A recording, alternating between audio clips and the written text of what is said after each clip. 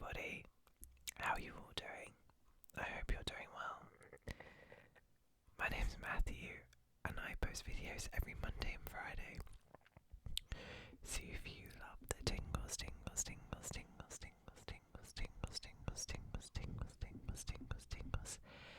then hit that subscribe button because you are in the right place. This is my first video using my new laptop. I'm not sure if the video quality is any better.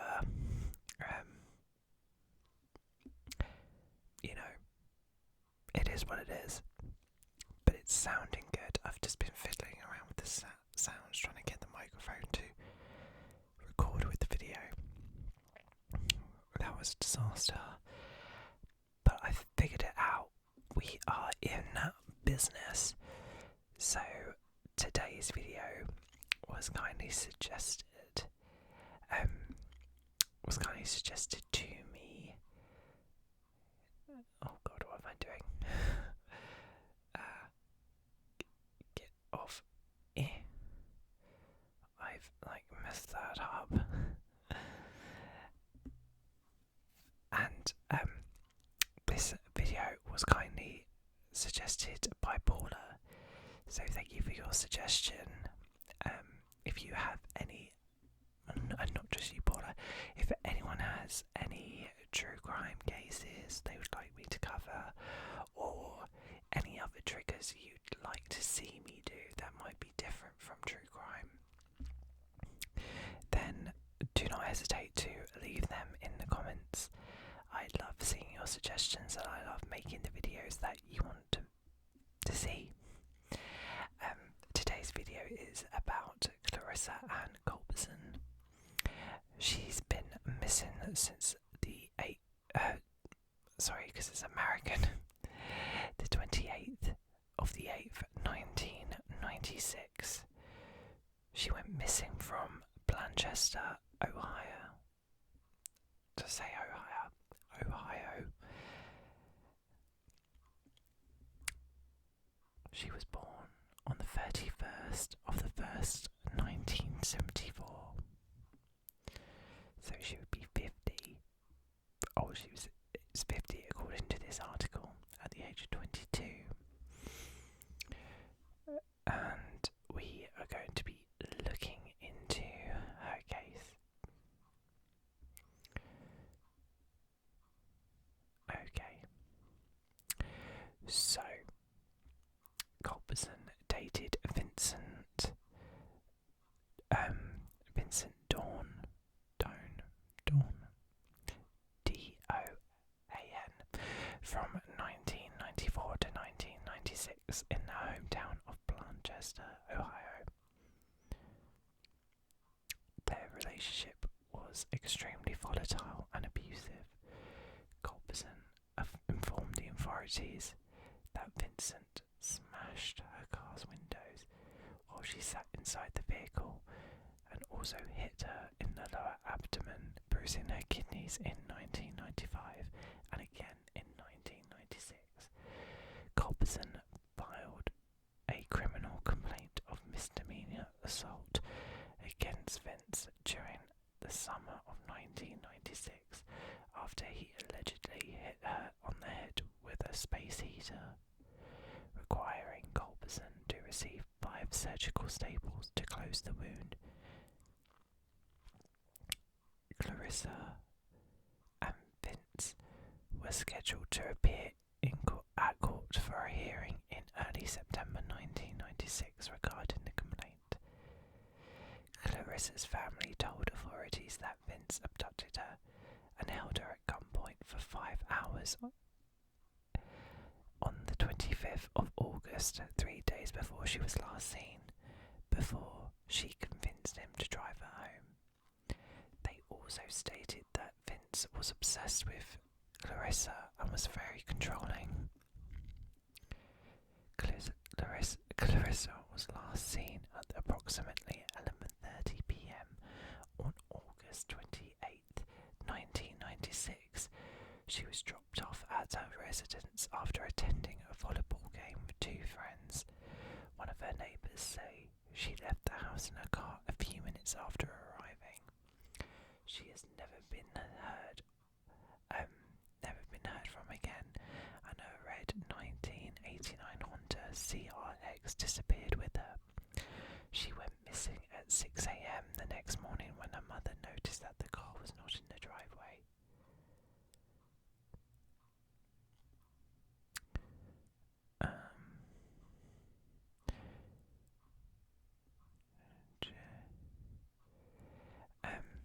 Clarissa's license plate, which was numbered ROL 402, Vince had appeared at the volleyball game the night Clarissa disappeared. Angry with her because she would not accompany him to the court where he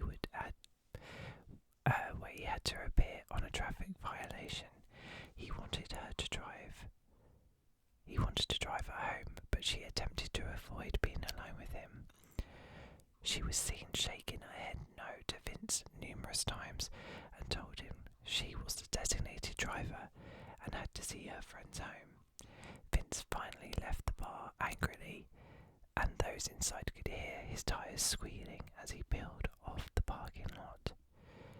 Clarissa's loved ones believe that she may have driven to Vince's house during the early morning hours of August 29th after her friends dropped her off home.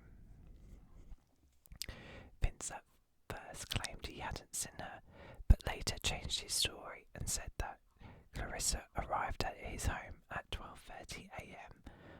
and honked, but he refused to speak to her. He had told authorities that she appeared to be intoxicated at the time of her alleged incident, but Clarissa's friends said she only had one beer while she was with them and was not drunk.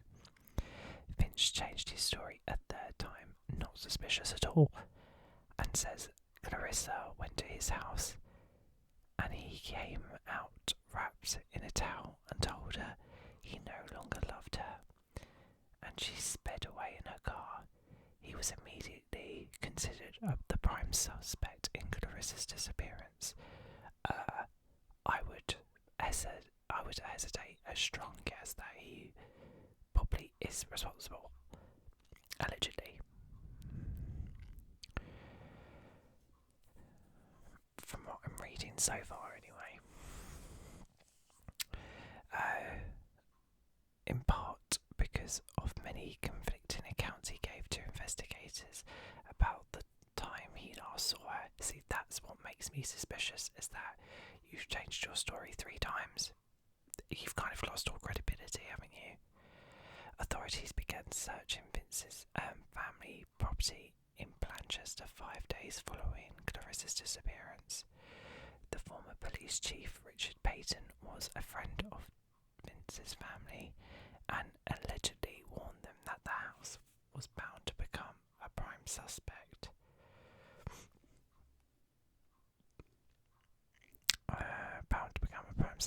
In Clarissa's case. Payton allowed the Don family's property to be left unattended overnight during the search for evidence. Again, very suspicious. Footprints were discovered on the floor of a drained pond on the property the following morning. It is believed that Don and possibly several of his relatives removed Clarissa's body from the pond during the evening hours while the site was not secured. Vince was charged and tried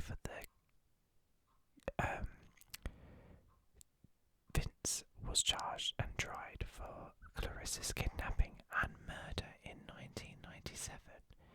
He was originally charged with kidnapping only, but 2 counts of aggravated murder reflecting 2 separate police theories of the killing were added to the indictment 5 days before Vince was to go on to trial. The trial had to be postponed over 1 month as a result. Vince maintained his innocence throughout the trial and attempted to stage an appeal. arrest was denied. He refused to answer prosecutors' questions regarding the whereabouts of Clarissa's remains and utilised his Fifth Amendment rights during the proceedings. The prosecution presented evidence that Vince was a very violent, controlling man whose abuse on Clarissa had escalated into murder. One of Vince's neighbours testified that she had seen him assaulting Clarissa in the front yard on the morning of her disappearance. The ex-wife of Vince's half-brother, Tracy Barker, I wanted to read her name as Tracy Beaker. I mean, if you know, you know. But it's Tracy Barker, said he appeared at the house she and Tracy shared at 3:15 a.m. that day, dishevelled and appearing distraught. Blood was smeared over his clothing. Don and Tracy drove away at 4:30 a.m.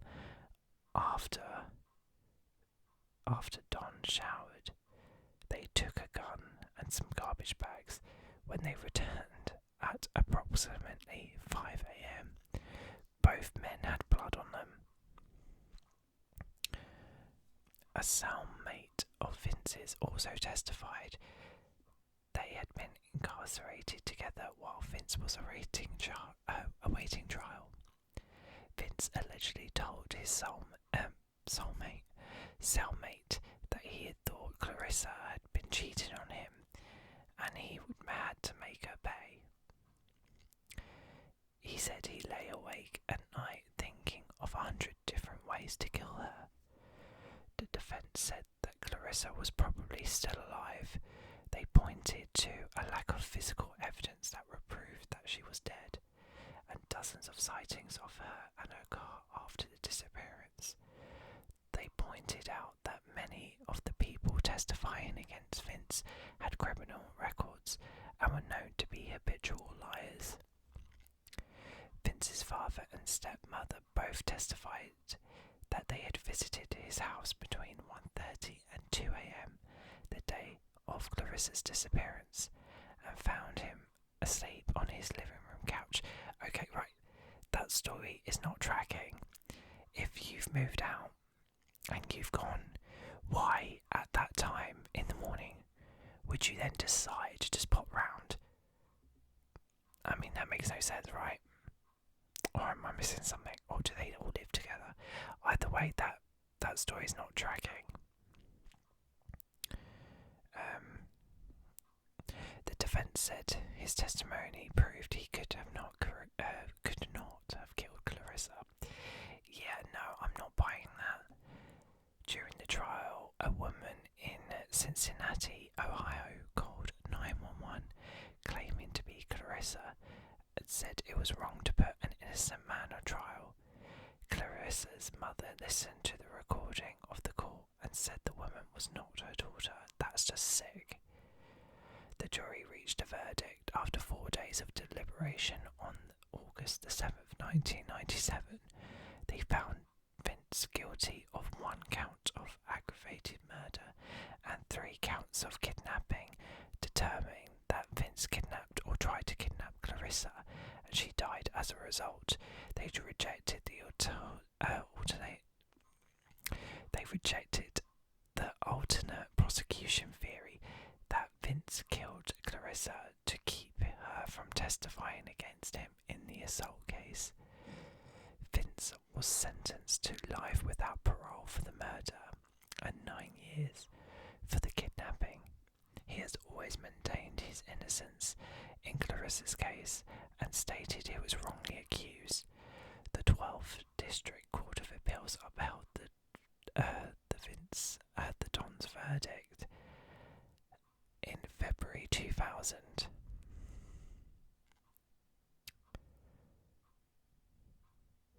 Payton was later released from his duty as police chief in Blanchester and was accused of assisting the Don family cover up the murder murder scene in 1996. He was charged with the obstruction of justice, but pled guilty to 2 counts of dereliction of duty. Did I say that right? Dereliction of duty. There's a new word to me. Receiving a year's unsupervised probation and a $750 fine and a 90-day suspended jail sentence. Tracy Barker was found guilty of obstruction of justice in Clarissa's murder case and was sentenced to 8 years in prison.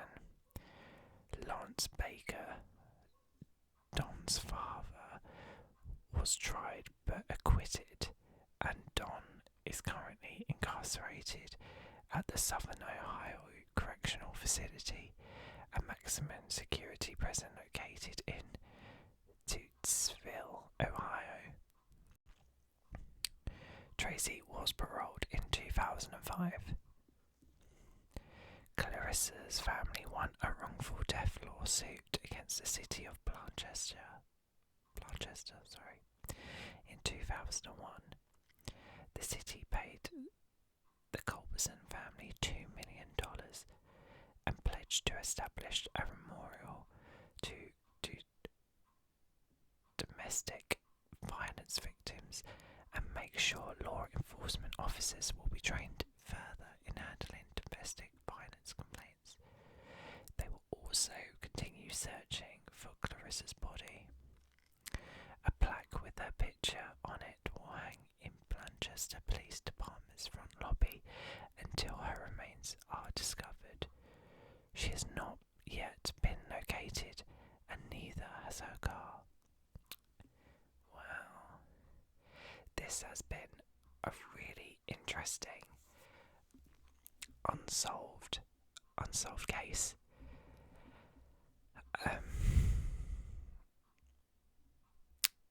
My thoughts, if you wanted my thoughts, I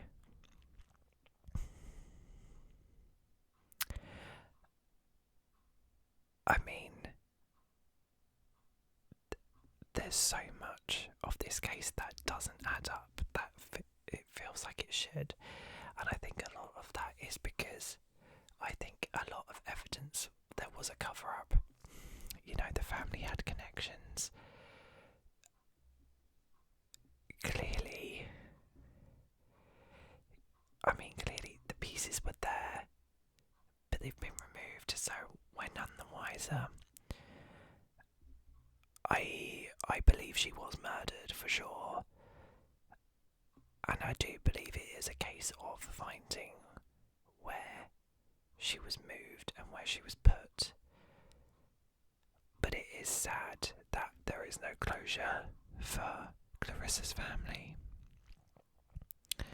and it is a shame that, you know, Vince has been arrested, he's in prison, he's not going anywhere. At this point, why are you just not saying anything? Like, everyone thinks you're guilty, no one thinks you're innocent, so why not give Clarissa's family that peace of mind of where their daughter is? You know, you're already in prison for life. You know, I mean, I'm baffled. But this was a very interesting case, and I do thank you very much, Paula, for suggesting it to me. I hope you guys found this case to be really interesting. I hope you are fast asleep, or if you're not fast asleep, that you're extremely relaxed. And I shall see